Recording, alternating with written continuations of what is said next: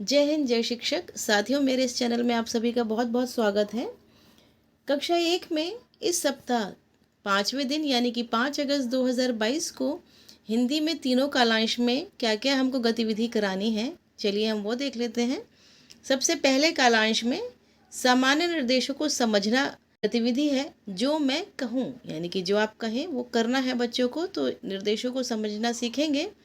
इसके लिए तैयारी और सामग्री है स्थानीय कहानी। कहानी का चयन आप पहले से कर लें। शिक्षक के लिए मुख्य बातें हैं कि वे सुनिश्चित करें कि सभी बच्चे खेल विधि में हिस्सा लें। सामान्य निर्देशों को समझने के लिए 20 से 25 मिनट का समय देना है। कालांश की शुरुआत आप किसी छोटी कहानी से करें, इसके लिए 5 से 7 मिनट का समय दें। फिर आप सभी बच्चों को गोल घेरे में आराम से बैठा लें और सहज कर लें। बच्चों को बताएं कि आज हम जो मैं कहूँ का खेल खेलेंगे। इस खेल में आप बच्चों को कुछ निर्देश देंगे और सभी को इसके अनुसार प्रतिक्रिया करनी होगी। अब आप बच्चों को निर्देश दें कि जब मैं एक बोलूँ तो आपको अपने स्थान पर खड़े रहकर एक ताली बजानी है। बच्चों को ऐसा करने के लिए थोड़ा समय दें। कुछ समय बाद आप बोलें, जब मैं बोलूँ 2 तो आप अपनी जगह पर धीरे से कूदेंगे। इसी तरह आप आगे नए नए निर्देश जोड़ें और बच्चों को उनके अनुसार प्रतिक्रिया देने और करने को कहें। अंत में बच्चों से थोड़ी बातचीत करें कि उन्हें यह गतिविधि कैसी लगी। जो बच्चे प्रायः कम बोलते हैं उन्हें बोलने के लिए प्रोत्साहित करें। लेखन कार्य के लिए 10 से 15 मिनट का समय दें। बच्चों को अपनी पसंद का कोई भी चित्र बनाने के लिए कहें। बच्चों को उनके द्वारा बनाए गए चित्रों को अपने साथी को दिखाने और उस पर थोड़ी बातचीत करने के लिए कहें। इस दौरान आप घूम घूम कर उनकी आपस की बातचीत को सुनें। फिर किन्हीं 3-4 बच्चों को सभी के साथ अपने चित्र पर बातचीत करने को कहें। शिक्षण प्रक्रिया की समीक्षा में आप देखें कि क्या बच्चे आपका निर्देश समझ पा रहे हैं। यदि कुछ बच्चे नहीं समझ पा रहे हैं तो इन बच्चों की पहचान करें, उन पर ध्यान दें और समझने का प्रयास करें कि उन्हें कोई परेशानी तो नहीं हो रही। दूसरे कालांश में अलग अलग तरह की ध्वनियों की पहचान करना है। इसमें गतिविधि है चली चली। इसके लिए तैयारी है स्थानीय कहानी, कागज़ की गेंद, कार्यपुस्तिका। कहानी का चयन आप पहले से कर लीजिए। शिक्षक के लिए मुख्य बात है कि वे सुनिश्चित करें कि सभी बच्चे खेल गतिविधि में हिस्सा लें। कार्यपुस्तिका पर कार्य करने के लिए बच्चों को उदाहरण सहित निर्देश दें। ध्वनि जागरूकता में 20 से 25 मिनट का समय लें। कालांश की शुरुआत आप किसी छोटी स्थानीय कहानी से करें।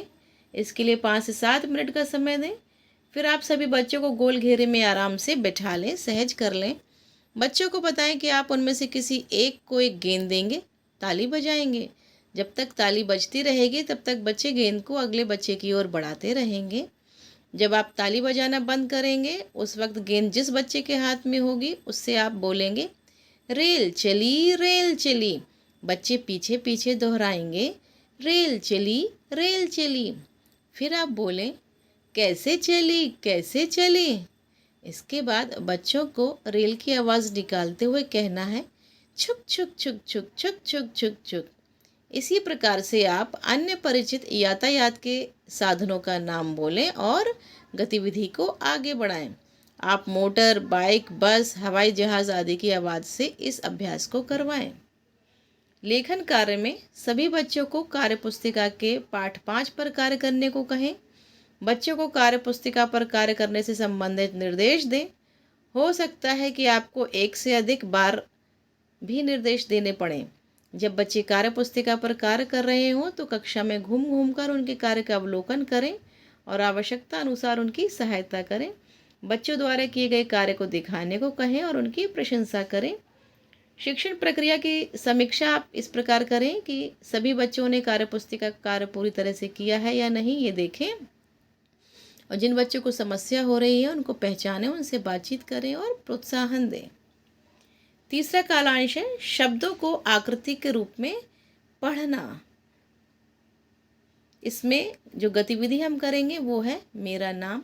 इसके लिए तैयारी और सामग्री है चार्ट पेपर। एक चार्ट पेपर पर बच्चों के नाम बड़े बड़े अक्षरों में लिखकर पहले से तैयार रखें। शिक्षक के लिए मुख्य बात है सभी बच्चों को गतिविधि में हिस्सा लेने का मौका दें। सभी बच्चों को अपना नाम पहचानने के लिए मदद करें और प्रोत्साहन दें। लोगोग्राफिक पठन के लिए आप 40 मिनट का समय दें।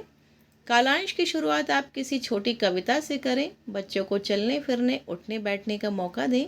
इसके लिए 5 से 7 मिनट का समय दें। फिर आप सभी बच्चों को गोल घेरे में आराम से बिठा लें, सहज कर लें। आप एक एक कर सभी बच्चों का नाम बुलाएं और उन्हें खाने में क्या पसंद है ऐसी किसी एक चीज़ का नाम बताने को कहें और वह क्यों पसंद है ये भी उनसे पूछें। इस दौरान आप बच्चों का नाम बोर्ड पर लिखें और उनके पसंदीदा खाने का चित्र बनाएं। यह प्रक्रिया आप एक एक कर सभी बच्चों के साथ करें। फिर किसी भी बच्चे का नाम लें और उन्हें उनका नाम बोर्ड पर कहाँ लिखा है पहचानने को कहें। यह प्रक्रिया सभी बच्चों के साथ किसी भी क्रम में करें। अंत में जिस चार्ट पेपर पर आपने पहले से बच्चों का नाम लिखा है उसे कक्षा में चिपका दें। उसे ऐसी जगह पर लगाएं कि सभी बच्चे उसे देख सकें। शिक्षण प्रक्रिया की समीक्षा आप इस प्रकार करें कि आप देखें कि क्या सभी बच्चों ने इस प्रक्रिया में भाग लिया है। यदि नहीं लिया है तो उन बच्चों की पहचान करें और उन पर थोड़ा अधिक ध्यान दें। कक्षा 1 में पहले सप्ताह में 5वें दिन यानी कि 5 अगस्त 2022 को जो गतिविधि गणित में करानी है वो इस प्रकार है। 40 मिनट का कालांश है। अभ्यास गतिविधि 5। उद्देश्य है समझ को विकसित करना कि दिनचर्या की गतिविधियां सुबह दोपहर शाम तथा रात में क्रमागत होती हैं। तैयारी है कि दिनचर्या क्रम से होने वाली कार्यों पर बच्चों से बातचीत करें। संसाधन है कागज़ और पेंसिल, इनकी आवश्यकता होगी। गतिविधि कराने के जो चरण हैं इसमें शिक्षक इस गतिविधि को बच्चों से निम्नलिखित प्रश्न पूछकर प्रारंभ कर सकते हैं कि आप सुबह क्या करते हैं और शाम को क्या करते हैं, आप किस समय भोजन करते हैं, किस समय स्कूल से घर वापस आते हैं और किस समय सोते हैं। शिक्षक बच्चों के जवाबों को टाइमलाइन पर रिकॉर्ड कर सकते हैं। शिक्षक आगे बच्चों की गतिविधि को सुबह दोपहर शाम और रात में विभाजित करने में उनकी मदद कर सकते हैं। बच्चों से उनकी दिनचर्या बताने को कहें। दूसरे कालांश में आपको कार्यपत्रक पे काम कराना है। तो 5वें दिन का कार्यपत्रक ये मैं आपको दिखा रही हूँ। बिंदु रेखा पर पेंसिल चलानी है बच्चों को। ये जो डॉट्स बने हुए हैं उन पर बच्चे पेंसिल चलाएंगे।